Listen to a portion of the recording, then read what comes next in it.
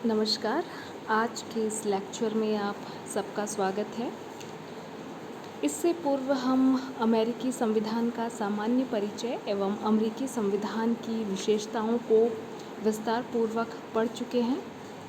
आज हम इसी कड़ी में आगे बढ़ते हुए शक्ति पृथक्करण सिद्धांत के बारे में पढ़ेंगे और शक्ति पृथक्करण सिद्धांत को हम विशेषतया अमेरिकी संविधान के संदर्भ में पढ़ेंगे। शक्ति पृथक्करण सिद्धांत का सामान्य परिचय इससे पूर्व हम अमेरिकी संविधान की विशेषताओं के अंतर्गत ले चुके हैं, लेकिन पुनः मैं इन चीज़ों को एक बार फिर रिवाइज करती हूँ कि आखिरकार शक्ति पृथक्करण सिद्धांत है क्या। शासन की जो शक्ति है उसका केंद्रीकरण ना हो एवं शासन की जो शक्ति है विधायी, कार्यकारी एवं न्यायिक शक्तियाँ ये एक हाथों में केंद्रित ना होकर पृथक पृथक शासन अंगों में निहित होनी चाहिए या पृथक पृथक शासन अंगों को सौंपी जानी चाहिए और ये शासन अंग अपने अपने कार्य क्षेत्र में पूर्ण स्वतंत्र होकर एवं सर्वोच्च होकर कार्य करें एवं एक दूसरे के कार्य में हस्तक्षेप न करें। यही शक्ति पृथक्करण है। शक्ति पृथक्करण सिद्धांत के पीछे जो मूलभूत उद्देश्य निहित है वह है नागरिक अधिकारों की रक्षा करना एवं सरकार पर कहीं ना कहीं या सरकार और शासन को कहीं ना कहीं निरंकुश होने से रोकना है। अतः शासन के विभिन्न अंगों को पृथक पृथक दायित्व सौंपना, उनके द्वारा अपने अपने कार्य क्षेत्र में स्वतंत्र होकर कार्य करना एवं एक दूसरे के कार्य क्षेत्र में हस्तक्षेप न करना ही शक्ति पृथक्करण सिद्धांत का मूल मंत्र है। यदि हम शक्ति पृथक्करण सिद्धांत का इतिहास देखें तो शक्ति पृथक्करण सिद्धांत के मूल में जो नाम है वह है मॉन्टेस्क्यू का।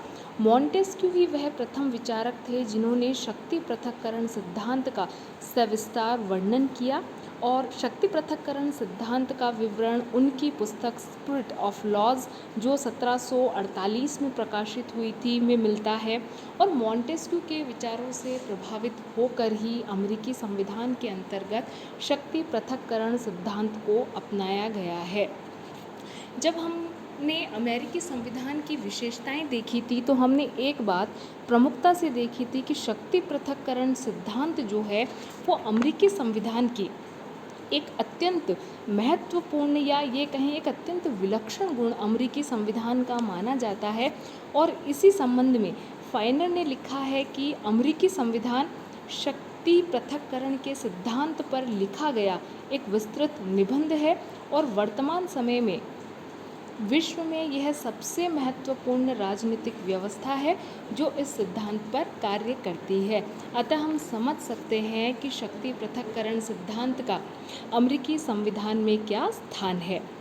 अब आगे हम देखते हैं कि शक्ति पृथक्करण सिद्धांत को किस प्रकार से अमेरिकी संविधान के अंतर्गत व्यवहारिक रूप से प्रयोग में लाया गया है। यदि हम अमेरिकी संविधान को देखें तो अमेरिकी संविधान का अनुच्छेद 1 कहता है कि जो विधायी शक्ति है वह कांग्रेस में निहित होगी। विधायी शक्ति का मतलब है कानून निर्माण संबंधी शक्ति। अनुच्छेद 2 कहता है कि जो कार्यपालिका शक्ति होगी वह राष्ट्रपति में निहित होगी एवं न्यायिक शक्ति जो होगी वह सर्वोच्च न्यायालय एवं अन्य अधीनस्थ न्यायालयों में निहित होगी। इससे पहले कि हम इस सिद्धांत के और इस सिद्धांत को और गहराई से समझें, इससे पूर्व मैं आपको ये समझा दूं कि जो अमेरिकी व्यवस्थापिका है उसे कांग्रेस नाम से जाना जाता है, जिसके 2 सदन हैं। निम्न सदन है प्रतिनिधि सदन एवं उच्च सदन है सीनेट। जो प्रथम सदन है वह सामान्य जनता द्वारा या जिसे हम कह सकते हैं जनता द्वारा प्रत्यक्ष निर्वाचित सदन है और सीनेट जो है उसे कहीं ना कहीं राज्यों का सदन कहा जाता है। अमेरिका की जो कार्यपालिका शक्ति है वह राष्ट्रपति में निहित होती है और वहीं जो न्यायिक शक्तियां हैं वह सर्वोच्च न्यायालय एवं अन्य न्यायालयों में निहित है।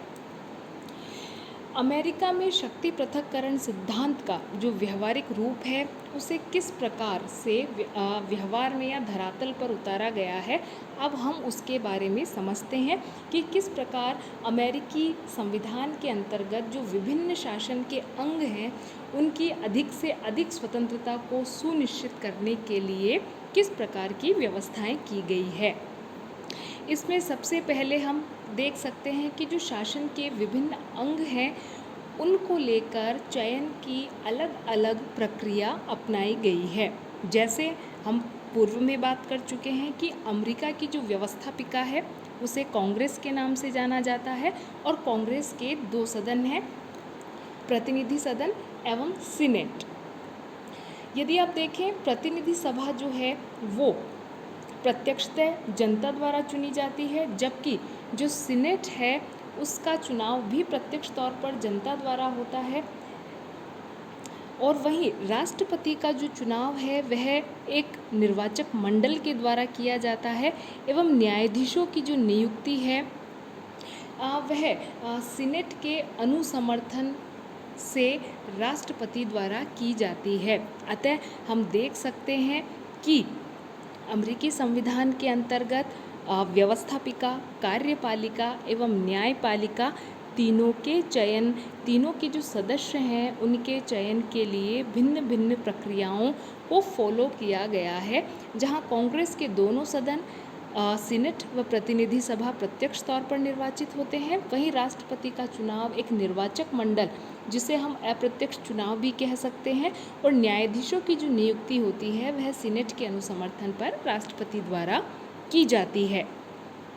यदि इस संबंध में हम दूसरे प्रावधान की बात करें तो हम देखते हैं कि जो शासन के विभिन्न अंग हैं उनके लिए अलग अलग कार्यकाल की व्यवस्था की गई है। जैसा कि हम पूर्व में ही बात कर चुके हैं कि अमेरिका की जो व्यवस्थापिका है उसे कांग्रेस के नाम से जाना जाता है और कांग्रेस के 2 सदन हैं। निम्न सदन जो है वो है प्रतिनिधि सभा या प्रतिनिधि सदन और जो उच्च सदन है वह है सीनेट। प्रतिनिधि सभा का कार्यकाल 2 वर्ष है जबकि सीनेट का कार्यकाल 6 वर्ष है। वहीं यदि आप देखें तो राष्ट्रपति का जो कार्यकाल है वह 4 वर्ष रखा गया है एवं न्यायाधीश जीवन पर्यंत अपने पद पर बने रहते हैं। हालांकि न्यायाधीशों को महाभियोग के माध्यम से उनके पद से हटाया जा सकता है, जो एक अत्यंत कठिन कार्य है। अब तक हम 2 प्रावधानों के बारे में पढ़ चुके हैं। तीसरा प्रावधान है कि जो शासन के विभिन्न अंग हैं उनके उत्तरदायित्व के क्षेत्र में भिन्नता को रखा गया है, अर्थात शासन का कौन सा अंग किसके प्रति उत्तरदायी होगा। कांग्रेस के अंतर्गत हम प्रतिनिधि सभा व सीनेट दोनों को शामिल करते हैं और इनकी जो जवाबदेही या उत्तरदायित्व होता है वो मतदाताओं के प्रति होता है। प्रतिनिधि सभा जो है वह अपने जिले के मतदाताओं के प्रति उत्तरदायी होती है और सीनेट के जो सदस्य होते हैं वे अपने राज्य के मतदाताओं के प्रति उत्तरदायी होते हैं। वहीं राष्ट्रपति अर्थात अमेरिकी कार्यपालिका संपूर्ण राष्ट्र के प्रति उत्तरदायी होती है एवं जो न्यायाधीश हैं वे संविधान के प्रति उत्तरदायी होते हैं। अतः अमेरिकी संविधान के अंतर्गत शक्ति पृथक्करण सिद्धांत को व्यवहारिक रूप से लागू करने के लिए जो मुख्य 3 प्रावधान हैं उसके बारे में हम पढ़ चुके हैं। चौथा और आखिरी प्रावधान है कि एक ही शासन अंग की सदस्यता, अर्थात कोई भी व्यक्ति यदि व्यवस्थापिका का सदस्य है और वह कार्यपालिका के सदस्य के रूप में कार्य ग्रहण करना चाहता है तो उसे व्यवस्थापिका से इस्तीफा देना होगा। वहीं यदि व्यवस्थापिका और कार्यपालिका का कोई सदस्य न्यायपालिका में किसी प्रकार का पद ग्रहण करता है तो उसे अन्य जो शासन अंग है वहाँ से अपना जो कार्यभार है उसे छोड़ना होगा या इस्तीफा देना होगा। इस प्रकार अमेरिकी संविधान इन विभिन्न प्रावधानों के माध्यम से शक्ति पृथक्करण सिद्धांत को व्यवहारिक रूप से लागू करता है। अमेरिकी संविधान शासन की शक्तियों के प्रयोग के लिए भिन्न भिन्न संस्थाओं एवं भिन्न भिन्न पदाधिकारियों की व्यवस्था करता है। अर्थात व्यवस्थापिका के रूप में कांग्रेस, जिसके 2 सदन हैं, प्रतिनिधि सभा व सीनेट, और दूसरी है कार्यपालिका जो निहित है राष्ट्रपति में, एवं तीसरी है न्यायपालिका जो निहित है वहाँ के सर्वोच्च न्यायालय एवं अन्य न्यायालयों में। शासन का प्रत्येक अंग अर्थात व्यवस्थापिका, कार्यपालिका एवं न्यायपालिका संवैधानिक और राजनीतिक दृष्टि से दूसरे अंगों से स्वतंत्र है, और ये जो विभिन्न अंग हैं ये शासन की जो शक्तियां हैं उन्हें सीधे संविधान से प्राप्त करते हैं। किसी एक अंग द्वारा दूसरे अंग को किसी भी प्रकार की शक्ति प्रदान नहीं की जाती है। कोई एक अंग न तो पूर्ण शासन की शक्तियों का प्रयोग कर सकता है और न ही किसी दूसरे अंग की शक्तियों का वह अतिक्रमण कर सकता है। संविधान जिसे जो प्रदान करता है वह उसे त्याग नहीं सकता और न ही उसे प्रत्यायोजित अर्थात दूसरे को ट्रांसफ़र या दूसरे को उन चीज़ों को हस्तांतरित नहीं कर सकता है। शासन अंगों की एक दूसरे से यह स्वतंत्रता ही शक्ति पृथक्करण सिद्धांत का मूल मंत्र है, जिसकी व्यवस्था अमेरिकी संविधान करता है। अमेरिकी संविधान की विलक्षण जो गुण हैं उनमें शक्ति पृथक्करण सिद्धांत को गिना जाता है, या यदि ये कहा जाए कि मॉन्टेस्क्यू का जो शक्ति पृथक्करण सिद्धांत है उसे कहीं भी किसी भी देश के संविधान के अंतर्गत व्यवहारिक रूप से अपनाया गया है तो वह निश्चित तौर पर अमेरिका का संविधान है।